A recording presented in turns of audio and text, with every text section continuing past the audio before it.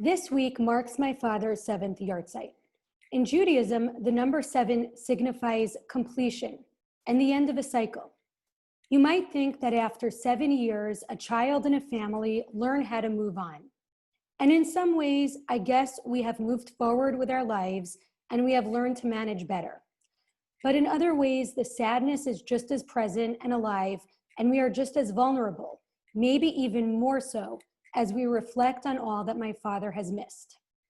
It is because of this that we appreciate all those who offer us emotional support, who are there for my mother, to friends who remember the yahrzeit, and for opportunities like this to reflect on my father's life. My father was a master translator. In the early 80s, Chacham Ovadia visited Deal for a Shabbat. On Friday night, he gave a Dvar Torah at our shul and tasked my father with translating the Hebrew after he finished. I think my father remembered it being 30 to 45 minutes. And he described sweating the entire time and creating a type of mental map so that he would remember all the relevant points. My father said he did an almost perfect job, aside from a joke that Chacham Ovadia told involving someone named Goldman, which my father relayed as Silverman. Chacham Ovadia interrupted my father at that point, saying, "Amarti Goldman, lo Silverman." My father also translated and annotated the Azharot we recite on Shavuot and wrote a beautiful, incisive introduction. When I say my father was a master translator, however, I don't mean that literally. You could say that a huge percentage of his rabbinate was translating his experiences, learning with luminaries at YU, like the Rav, like Rabbi Yitz Greenberg, like Rabbi Walter Wurzberger.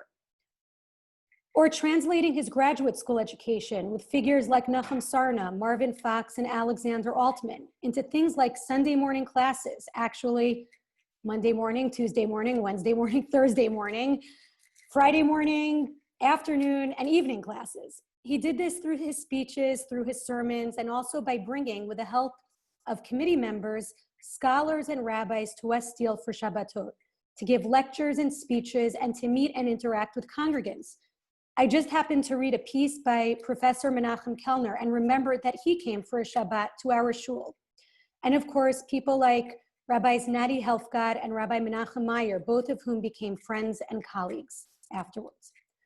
My father was also strongly devoted to the Jewish people the world over, which was why he made sure to bring the experiences and stories of Russian Jews and Ethiopian Jews and Croatian Jews to West Deal. This was also an act of translation, but it was also activism. My parents went to the Soviet Union in the 70s to bring items for refuseniks to sell on the black market and to make contact with them, and I think to bring them Hebrew literature and Jewish books. I believe it was one of the only times my father consciously violated Shabbat. He and my mother traveled by bus in Leningrad, now St. Petersburg, to find a Jew. He received a psak that it was okay, but I think it still felt unsettling to him. He and a few congregants went to Washington, D.C. to lobby. I'm not sure whether it was for Syrian Jews or Russian Jews.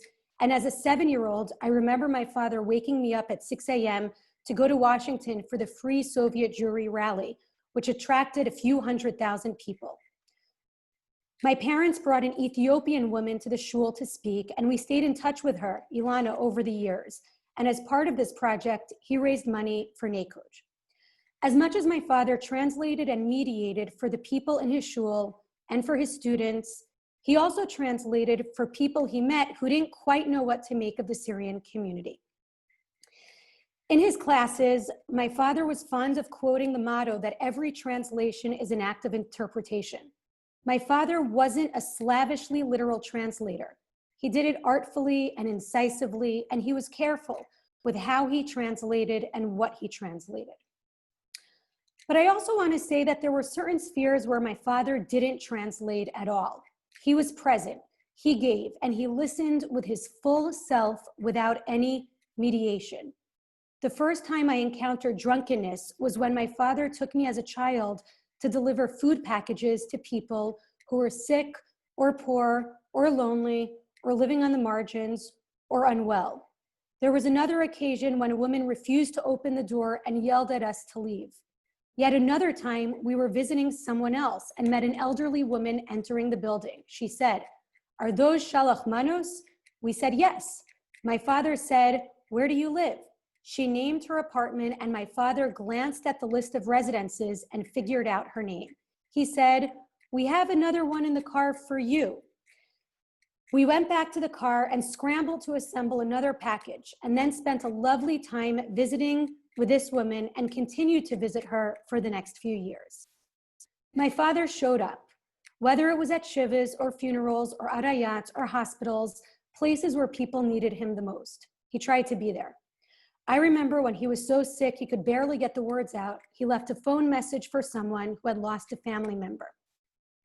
And there was the great story of when he was driving back from the Shrewsbury Library, where he would go to work and research. And these were the days before cell phones, although unclear if that would have helped, as those who have tried to teach him technology know. It's hard to picture him on Zoom these days. Anyway, he passed by Bloomfield Cooper and saw there was a funeral. Then he saw that it was clearly a Syrian funeral. And then he saw a couple of people from West Deal. He had only been out for a few hours, but he panicked that he had missed a call about a funeral of someone he knew or of one of his congregants. He made a sharp turn into the parking lot and raced in, not knowing who died. He said that his panic grew when he considered the possibility that someone would ask him to give a eulogy, and he still didn't know who had died. But that was my father. He was there even when he didn't know if he had to be there or if it made sense for him to be there. On those encounters, my father didn't need to translate. He walked in with humanity and some lessons learned from my mother and psychologists he met along the way and books who gave him advice. I'll never forget his Yom Kippur speech. I couldn't have been more than 10 when he spoke about Richard Bean, the individual who called my father out of the blue, asking what a synagogue was and what my father did as a rabbi. My father said, "We teach people about Judaism, we help people, we support people in times of need." Richard Bean told my father, "Okay, I'm going to send you my tithes." As a kid, I thought it was tights, and I couldn't figure out why my father was talking about tights in shul on Yom Kippur. My father hung up the phone and thought he had just spoken to a crackpot. It so happened that that month, and for many months after, my father received a check in the mail from Richard Bean. Sometimes it was $30, sometimes it was $40. And it came with a note, "I am enclosing this money to pay my tithes, my ma'aser." I think my father tried to call or write and let him know where the money went. It went to a hungry family, it went to clothe poor children. And my father was very deliberate about where he spent Richard Bean's ma'aser, especially because Richard Bean was not Jewish. But Richard Bean didn't need to know. I think it says something about my father's values that he chose that story to deliver as his most important speech of the year, about a Gentile man who sent his modest ma'aser money every month for a couple of years to a synagogue to help poor Jews and poor non-Jews.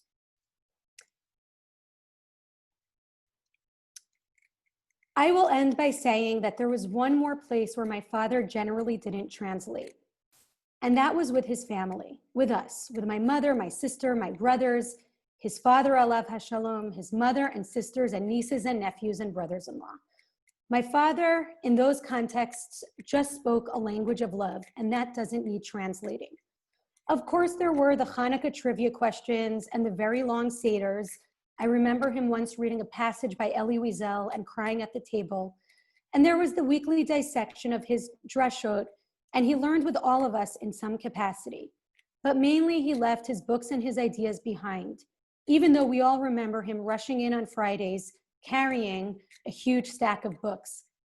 Whether it was picking up Mordechai at a 2 a.m. movie because my father was on steroids at that point and couldn't sleep, or it was taking me to TCBY after school, or it was calling Devorah to check in on her Spanish, or watching TV shows like Friends with us to make sure they were appropriate. They weren't. Or organizing post-Friday night dinner bowling matches with seltzer bottles for Ov. Towards the end of his life, my father played a game with my oldest son, Ezra. They were blowing each other kisses, but my father always had to turn everything into a game. So he blew a kiss to Ezra and made it spiral like a helicopter towards the sky before landing on Ezra with a boom. Today especially, but every day, we blow our Father a kiss and hope it spirals towards him and lands in some way with all our love.